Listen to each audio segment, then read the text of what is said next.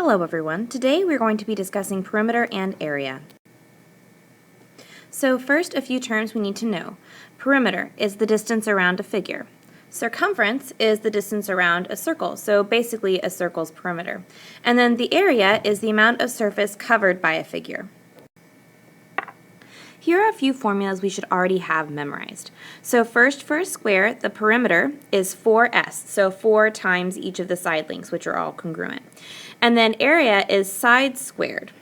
For a rectangle, my perimeter is 2 length plus 2 width, and then my area is length times width or base times height.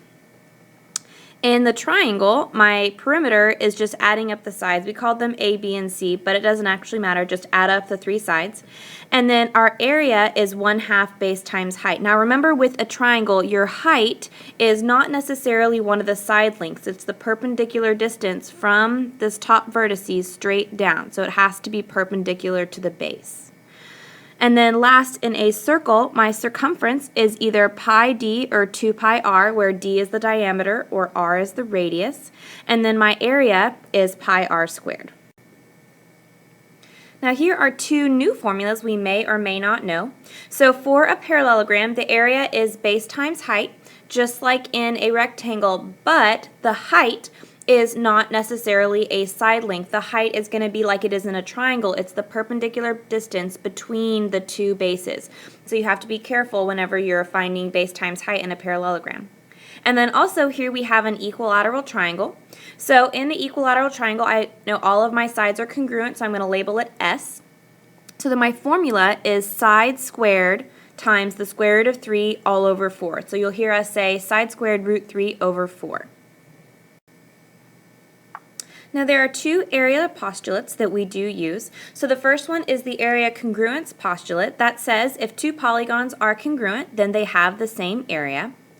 And then the other one we actually use more often is the area addition postulate. The area of a region is the sum of the areas of its non-overlapping parts. This is really important when we start doing some of our bigger shapes because they're not just a triangle or just a rectangle, but maybe something else that we can then cut into pieces that are rectangles and triangles and things that we can easily find the area of. Alright, so let's try a few examples. So we're going to find the perimeter and the area of each of these figures. So first we're going to look at the rectangle. So here on my rectangle I have a base of 12 and a height of 5, or you could say a length of 12 and a width of 5. I know my perimeter equals 2 length plus 2 width. So I'm going to plug straight into that formula. So 2 times 12 plus 2 times 5, which is just 24 plus 10. So then my perimeter is 34 inches. Now for area, I know my formula is length times width or base times height. So that's just going to be 5 times 12. So then my area is 60 inches squared. So now anytime you find area, it's always in units squared. So inches squared, centimeters squared, millimeters squared, whatever it is, area always needs to be squared. Now let's have a look at the circle. So for the circle, first we're going to find our circumference. Now we know that our circumference has 2 options. We either have pi d or 2 pi r. In this case, because I have my radius is 2.6, I'm going to go ahead and use the 2 pi r formula. So circumference equals 2 pi times 2.6. So then my circumference would be 5.2 pi. Now many times we will ask you for answers to circles or circle questions in terms of pi, and that's what this is. So we've multiplied the other numbers, the 2 and the 2.6, but not the pi, and so then my answer is 5.2 pi centimeters. We may also ask you for the rounded answer, so in this case I'm going to take 5.2 and then I'm going to do times the pi key, which is second caret, which is located right above the division key on your calculators that we use in class. We don't use 3.14, we use the actual pi key, and so we got 16.34 centimeters as my rounded answer to this question. Now for area, we know our area formula is pi r squared. So I'm going to plug in pi times 2.6 squared. And then just like before, I'm going to just do the 2.6 squared part first to get my answer in terms of pi. So then my area is 6.76 pi centimeters squared. And then if you're asked for the rounded answer, you'll type the 6.76 pi in the calculator with the pi key. And so then my rounded answer for this question would be 21.24 centimeters squared.